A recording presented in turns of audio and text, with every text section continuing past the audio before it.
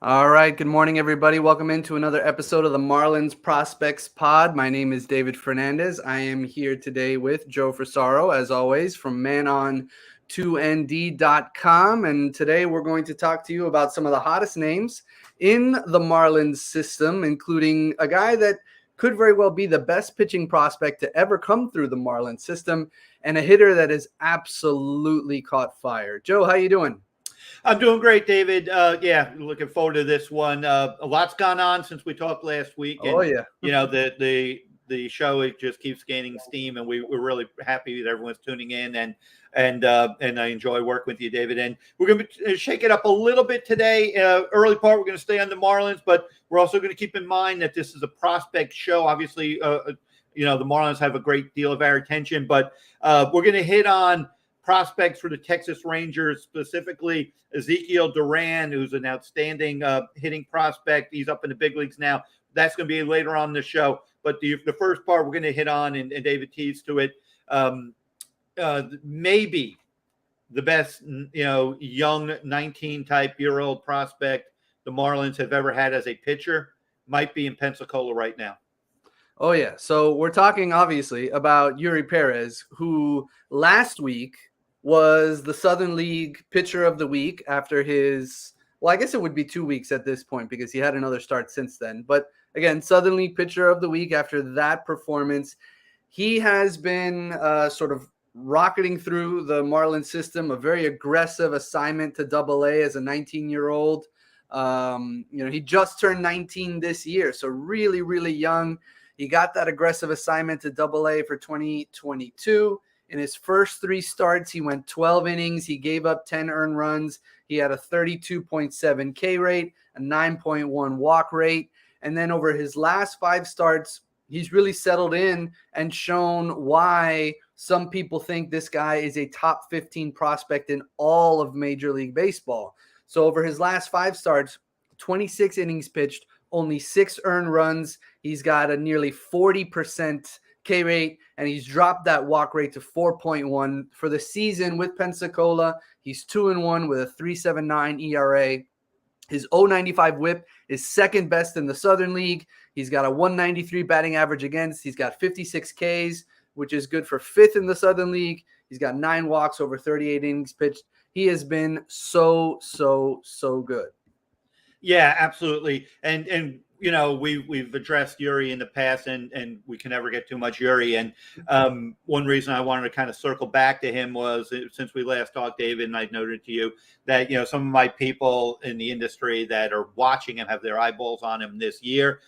They reached out to me, and when you hear from veteran evaluators who have 3 decades or more in the industry, this is the best 19-year-old they've ever seen. Pitching prospect, it raises that question. Now I saw, a 19-year-old Jose Fernandez, and he is the standard, and I'm not sure Yuri is there. But man, if he's even close to there, the comp I'm getting is a pretty darn good one in Sandy Alcantara. You basically got a Sandy clone. But when you're hearing that, and David laid out all the impressive numbers and noted the little rocky start, which raised the question, which I asked some of my people, and they're like, was Double-A too ambitious for him to start off with? And they said, no, perfect. That's where he should be. Now, as much as we're going to pump him up, big league ready now, does he say the 22 season? No, no one's suggesting that. And maybe not even early 23, maybe mid to late season 23. But, he'll be 20 years old then, keep in mind.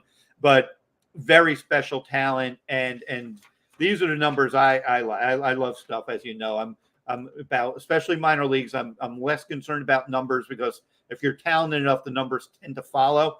And you're also playing above your level in age and such. And this is what's amazing. His fastballs, David, is pretty much sitting 97, 98. That's not that's like his average. Yeah. It's not his max. He's touched 101 this year. Plus changeup already. Just that too. Now, as you know, to be an effective starter, you need a 3-pitch mix. He does have the slider to go with. And I guess he has a bit of a cutter as well. So he has the arsenal right there. But the plus changeup is what caught my eye, because I know the fastball is going to be there. And for such a long, 6'8" kid, he works that fastball both sides of the plate, which is huge. At that age, Sandy wasn't working at the both sides of the plate. Sandy couldn't command his fastball. And I actually talked to Sandy last night, just in general about why he's so much better. And I'm going to spell some of that out in my column in the Palm Beach Post that he'll run later this week. But Sandy, he just had to keep working on, especially getting that, trusting his stuff and not, arm side is, the ball would just fly on him at times. Yuri can spot it both sides of the plate, up and down. He's just such a hard look on hitters.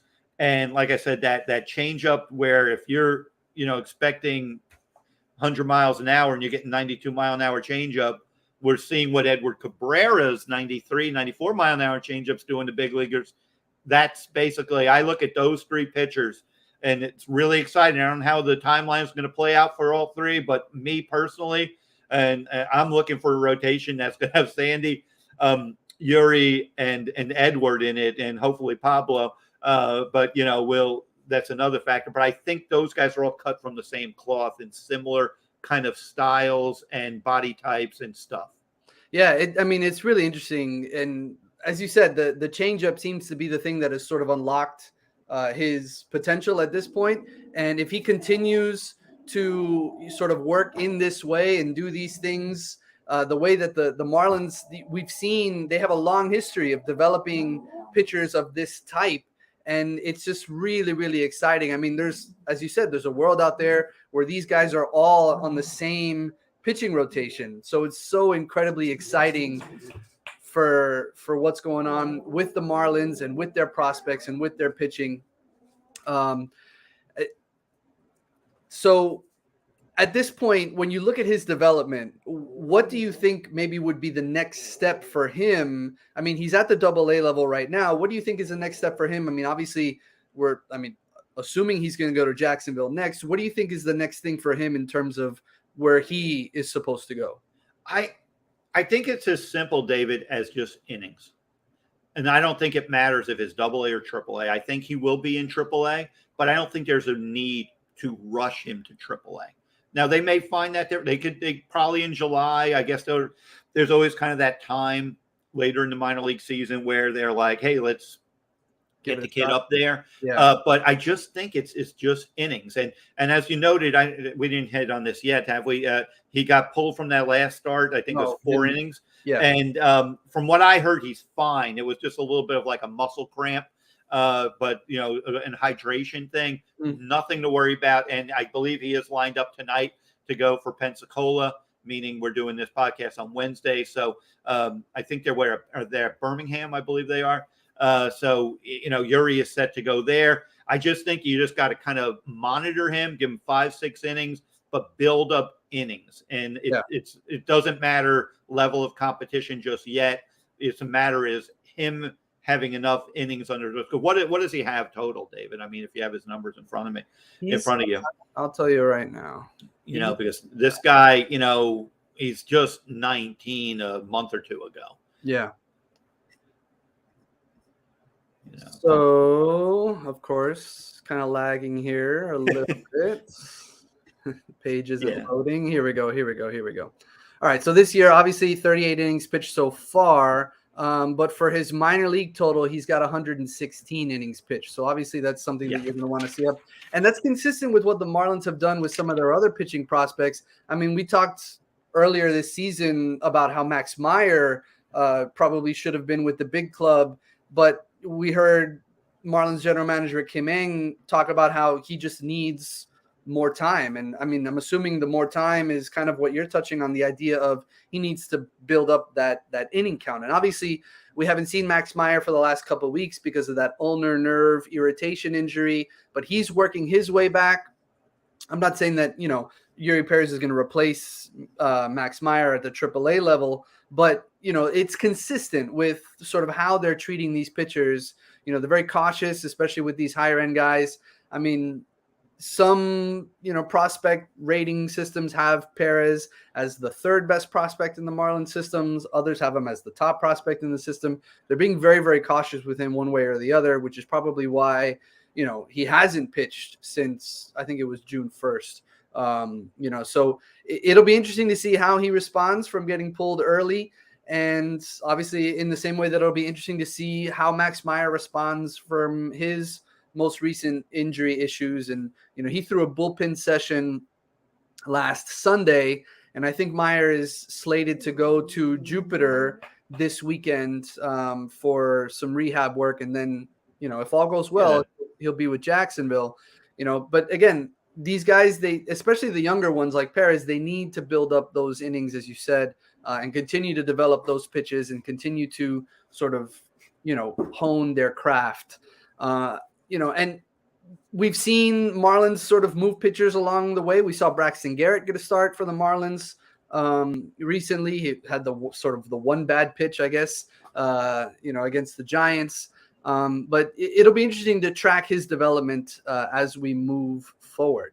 Another guy that has sort of flashed, obviously not a pitcher, and some people credit the Marlins for their pitching development. Others are kind of worried about how the hitting development has sort of progressed. But one guy who looks great these days is Troy Johnston. He recently won the Southern League Player of the Week after just a monster run. As you could see there with those stats, hitting .625, including 4 homers. He's just been really, really, really good for Pensacola as well. And he's, first baseman, DH type, converted from the outfield that the Marlins drafted. They drafted him in 2019 out of Gonzaga in the 17th round, kind of took a flyer on him. He's a left-handed hitter. Again, converted from the outfield. He's only played first base for, I guess, like a year and a half, maybe. Yeah. But he's somebody that is kind of turning some heads here with how he's producing at the AA level. 24 years old. Over the last 30 days, he is hitting .443. That's incredible. He's got a 1.194 OPS. He's got 35 hits over that span, 4 homers, 9 doubles, 21 RBI. He's got hits in 19 of his last 20 games overall. 10 of those are multi-hit games. Please excuse the misspelling of multi there. I'm horrified as a listener. And what's best about this is he's got a 17.4 K rate. So he's got a really, really sort of solid eye for the ball. He puts the ball in play. That batting average, that OPS, those hits, the doubles, all of those lead the Southern League at this point over the last 30 days. He has been so, so good. What have you heard about Troy Johnston, Joe? Yeah, I saw Troy in the fall league last year when I went out there. He was on the team with Blade and Meisner, of course. Lefty bat. In the fall league last year, he had 296 in 18 games with 3 doubles, 11 RBIs. As you noted, a converted outfielder, and here's a guy who has a good hit ability. The concerns I would have in projecting him as whether he's a utility type player or a regular is the power, and it's good to see for that first base profile. I think he has like 23 homers in 224 minor league games. In college, he played 109 games at Gonzaga. He had 13 homers. But as you know, he's a .312 hitter with a .387 on base in college, and a .298, I think, career hitter in the minor leagues in pro ball. And again, he had .296 in the fall league. So he's a consistent, bat the ball guy. You noted it's always good when you're not a high strikeout guy. I also think I'm curious if they kind of experiment with him back in the outfield as well, because I don't really see him as an everyday big leaguer, but that doesn't mean he's not a big leaguer. Right. He could have those. How are you going to maximize him? Let's say Lewin does get promoted, and you want Troy to go up, because as you know, he's a little old, 24 years old. Another guy, the pandemic didn't help those guys, because this stage would have happened to him at 23 years old instead of having to be making up at bats in the pro level. But just a grinder, good bat to ball guy, has a good hit ability. But again, I does Gerard play first base if Lewin gets called up? Does Troy play first base? You probably could do something there, because both Gerard can go to the outfield. DH is obviously true. I wouldn't see him as a DH really because the power numbers, unless he's more of a hit first with power to follow. But he's also at that age you would expect to see a little bit more. Just in general, when I'm looking at, just so that people know where I'm coming from when I'm looking at projectability more than just simple numbers at various levels, pay attention a lot to slugging. Pay attention to, K rates. I could live with 26, 25, obviously. It's 22, I believe, is like league average in the big leagues. So, But if as long as it's not 35, if it could be, I've seen Stanton in years hitting, K and more than that. But when you impact the baseball like that, you stay in the lineup. So I think for Troy, it's going to be a matter of versatility and just keep grinding. And you know what? Those guys, the phone rings and they surprise you. They have nice careers. So, just keep grinding. And he's a guy that, he's a baseball player, as they like to say. Absolutely. Jeff DeGroot of, the Marlins director of minor league operations, he said this of Troy Johnston. Troy's a professional hitter. He's a guy that's got a combination of hitability and power, which is something that's pretty hard to find in today's game. At the AA level for the season, he's hitting .316. He's got a .475 slugging percentage, which is, something that you like to see. Obviously, as you just mentioned, he's got 5 homers, 11 doubles, 28 RBI. He had a pair of RBI doubles last night. He drove in, he was driven in, followed by Paul McIntosh. So those two are doing really, really well at the AA level. And, some of these guys that are performing at Pensacola and they're kind of pushing for spots at the AAA level, and guys that we're talking about in terms of like maybe moving from AAA to the majors. I mean, we've talked about Lewin. You mentioned Lewin. With Jacksonville this season, Lewin's hitting .255 with an .820 OPS. He's got 12 homers, 11 doubles, 47 RBI. He's got a 21.7 K rate at this point. Obviously, he's a great fielder. He's had his up and down. You worry a little bit about some of these guys getting bored. We've talked about that before. These prospects getting bored at the level what they're at. And there might be a little bit of that in play with Lewin, as his numbers have kind of fluctuated for almost from week to week, really. The past 7 games, he's been going really, really well for Jacksonville, hitting .333 over his last 7 games with a 1.042 OPS. He's got 10 hits over that span, 3 homers, 8 RBI. He's leading the team in home runs. He's leading the team in RBI. He's near the top of the International League in both of those categories, statistical categories. So he's a guy that might, get a look at the major league level, hopefully sooner rather than later. And obviously we've also talked about Gerard Carnacion, who's cooled off a little bit as he moved from AA to AAA for the season with Jacksonville. He's hitting .282. He's got a .341 on base. He's .513 slugging, which is obviously something that you love to see. 5 homers, 3 doubles, 9 RBI. The K rate has gone up while he's been in AAA, which is maybe a little bit concerning. Over the 19 games playing with Jacksonville, he's got a 31.8 K rate. With Pensacola, that K rate for 31 games was 25.7. So he's striking out a little bit more. Over his last 5 games, he's hitting .316 with a 190 OPS. 109, OPS, and then 2 homers, 3 RBI.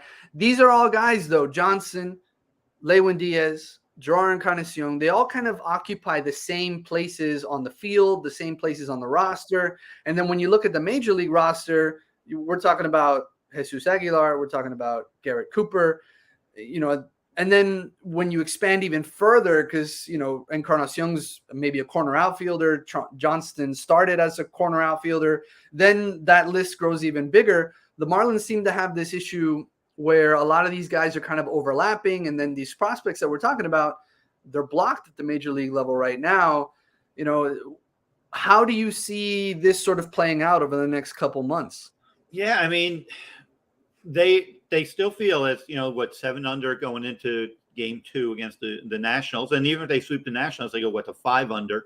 Yeah. They feel they're very much in the race. We've noted the extra wild card, which is going to create an interesting trade deadline, and we're going to address that type of stuff with the Rangers talk we were about to do.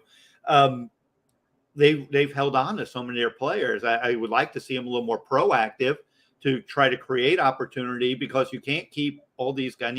Of those four you mentioned too, Lewin and Gerard already on the 40-man. Yeah. So they've created some roster concerns, if they want to address another position. And, I just wish they'd be a little more proactive, because some moves probably should be made. And maybe we're looking at that. But it almost seems like they're going to try to make a run at it with what they have over this next month, basically 6 or so weeks to the deadline, to be within striking distance. That extra wild card presents more opportunity to get in. So I kind of think it's status quo, and with Gerard, I think it might be a case where now he's got to adjust again. So I'm curious to see, meaning the K rates.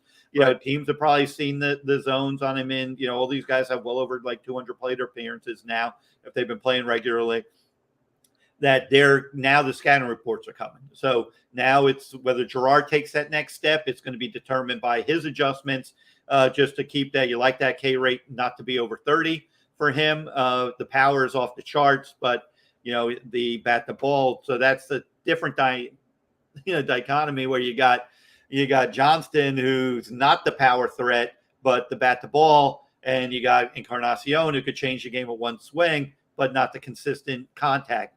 So I think it's a matter of, we'll probably be having this conversation on July 8th, and I think they probably, barring injury or something that changes the forecast, I think they both might be exactly where they are, just building at bats. Yeah, I mean, you mentioned injury. We saw Jesus Sanchez pulled from the game early yesterday. He's having some back issues.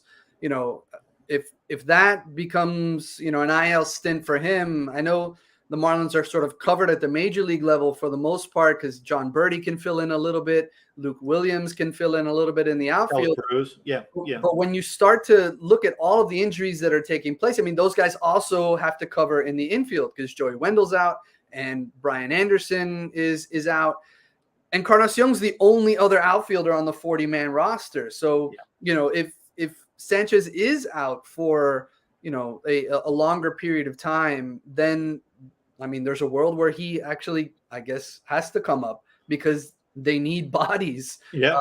They were so sort of injury-free early in the season. Now all this stuff is kind of piling up. It makes you kind of look at how they've managed the 40-man roster, and there's a few concerns there, especially, as you sort of project out further, because guys like Troy Johnston, he's going to need to be protected from the Rule 5 draft if they want to hang on to him. I mean, I'm sure there's a club out there that'll take a flyer on him, considering what we've seen so far. I think the same is true for Griffin Conine. He's probably going to have to be protected from the Rule 5 draft. And then beyond that, obviously, we've got guys in the pipeline like J.J. Bleday and Peyton Burdick. It's the way that they're managing the roster. They've got a lot of first basemen, a lot of sort of DH guys, corner outfielders. Do they package these guys in a deal to improve the major league roster and maybe sort of clear out some of the overlapping, prospects on the 40-man roster? Do you envision them, making that kind of trade as buyers, or do you see them being more of the sellers? I see them being both. It depends where they are. If we're a month from now and they're still if they're like 3 games under and just like 4 or 5 out with 2 months to play, basically, I see them potentially moving a prospect and potentially moving, you can move Aguilar off your big league roster and move Lewin up. And then you could, to me, they're selling only if Pablo gets traded, or if Trevor gets traded, Trevor Rogers, if they feel, he's maybe going the other way and want to try to maximize his value in a trade. That to me is the selling.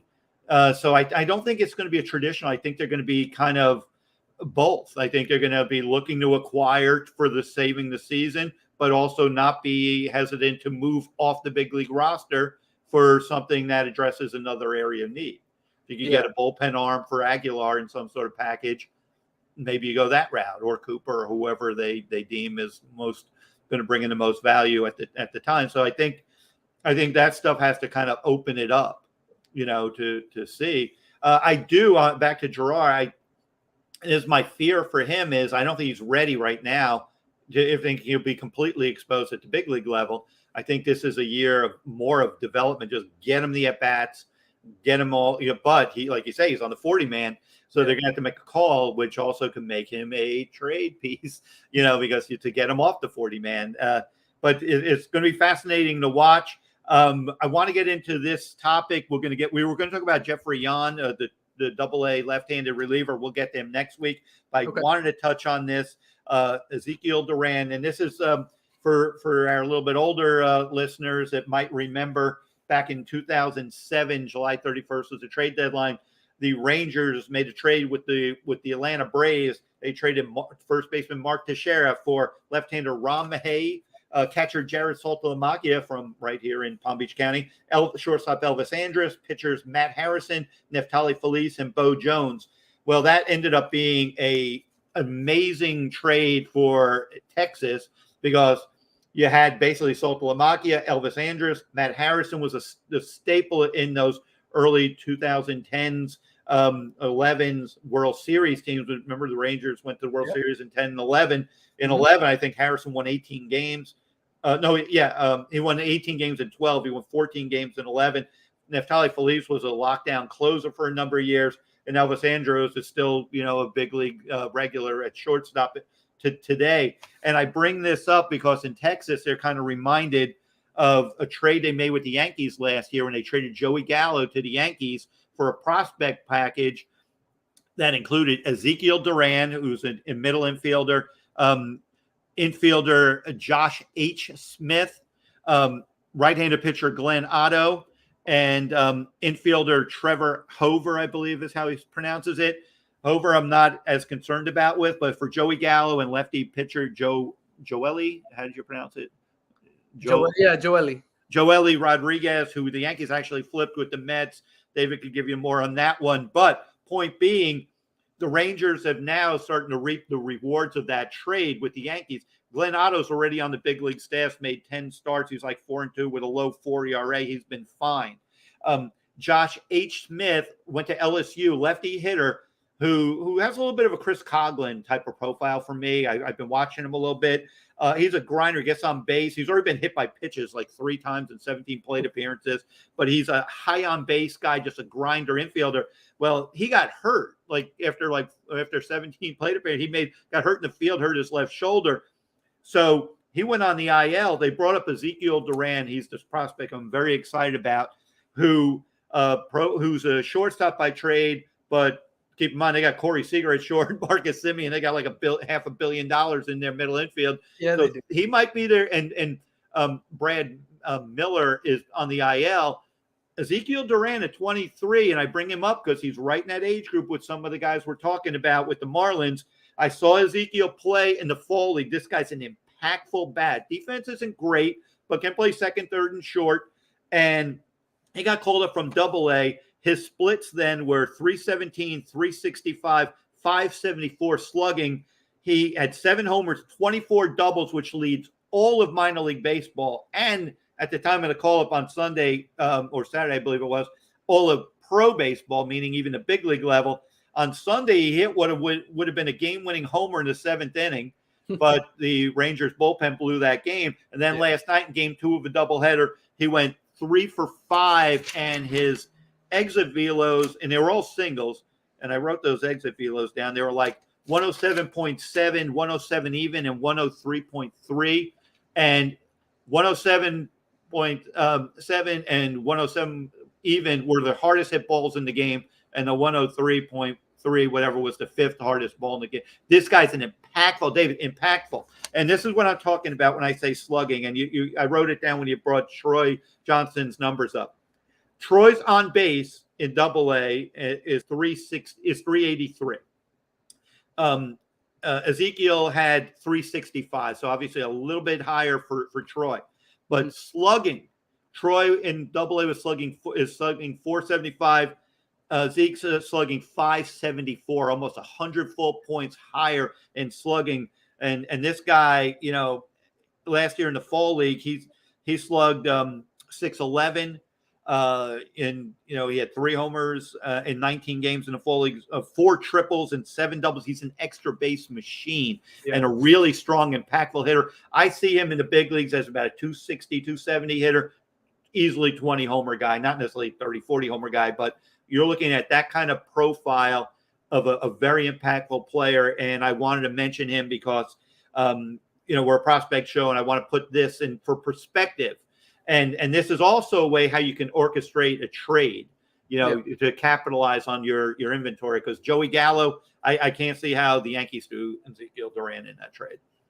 Yeah, I mean, when you look at it from like a Marlins fan's perspective, you wonder if there's a deal like that could be made. Obviously, the Rangers moved off of Gallo, who's a veteran, who was, they traded him to a contending team. You mentioned earlier, if they're selling, they're trading a guy like Pablo, they're trading a guy maybe like Trevor. I mean, the way that Pablo Lopez is pitching right now, maybe he gets a return like that. If you especially if you package like Pablo and maybe Garrett Cooper, who's arguably the team's best hitter, do those guys bring back a return like this? And when you look at the Marlins system, again, they've been so good developing those pitching prospects, but not so great at developing the hitters. So do they go out and get a nearly ready hitting prospect? Do they flip some of this pitching depth for a hitter who is at the level of Ezekiel Duran? Because if they can do that, I mean, when you look at the way that the Marlins are constructed right now, Jazz Chisholm is probably the only guy that you're like, everybody else is replaceable at this point. They could go out and get a shortstop. They could go out and go get a third baseman. We've talked in the past about, their need at center field. Sanchez, for as good as he's been, probably profiles better as a corner outfielder, right?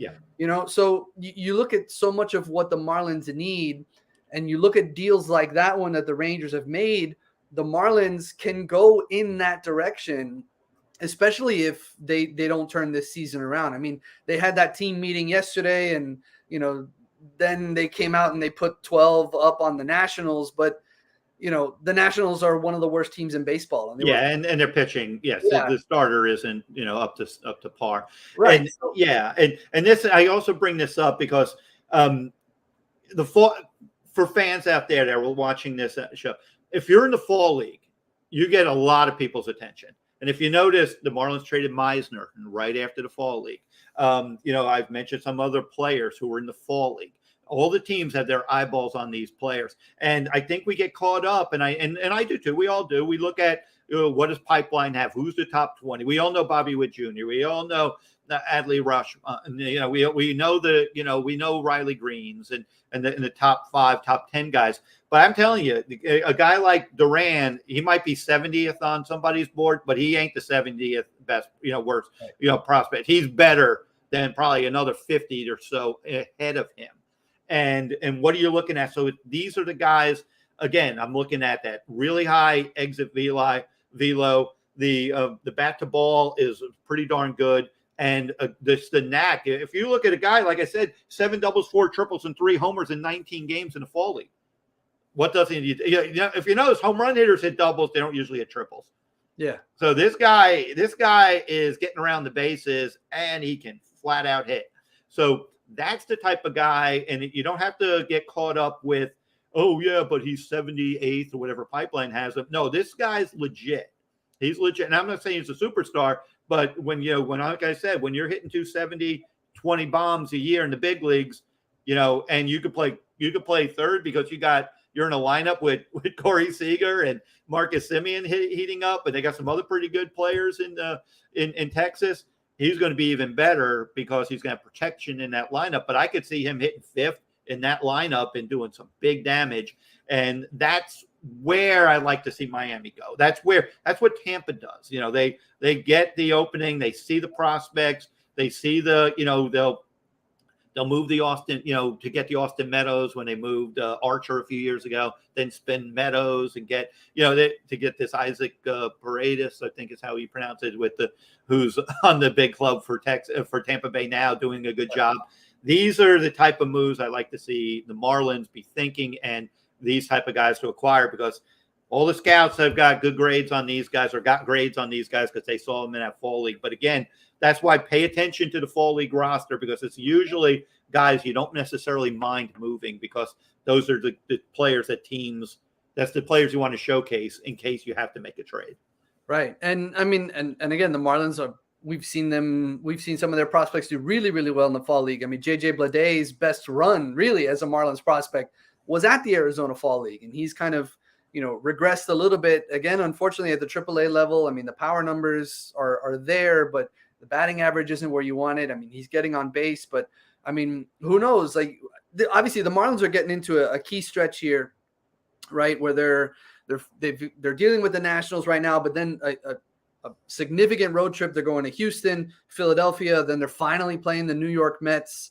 So we're going to know a lot more about sort of the fate of this team, a couple weeks from now. What direction do they go in? Do they make one of these trades, and they bring in some higher level prospects that can produce, at the plate, because, we know that we have the pitching prospects in this system for the Marlins, but we were really unsure about the hitting prospects, right? So do they make one of those deals, or is it in the other direction? Have they found themselves closer and now they're trading for one of those veterans with the prospects that they have? It's definitely going to be interesting to see, where the Marlins go from here.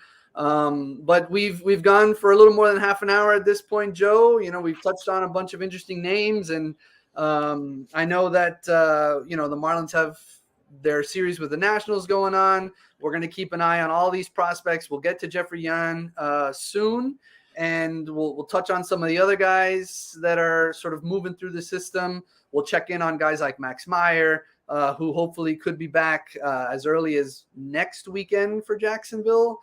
So we'll watch. We'll keep a close eye on the system.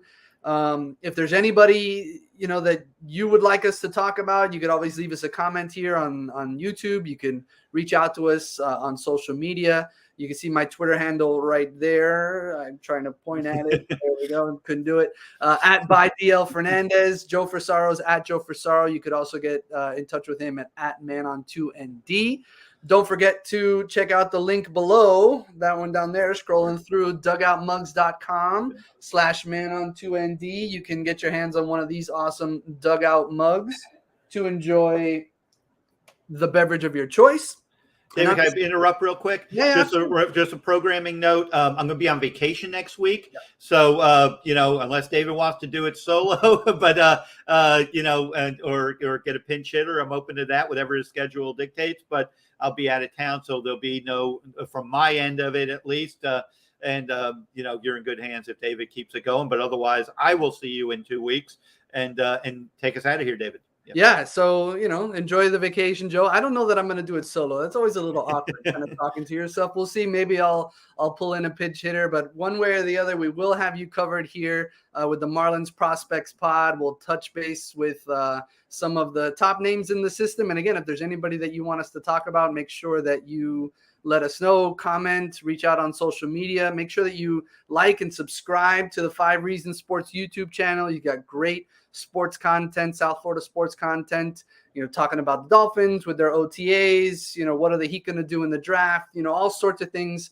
They've got you covered here at the 5 Reasons Sports Network. For Joe, I'm David. Thanks for watching, everybody.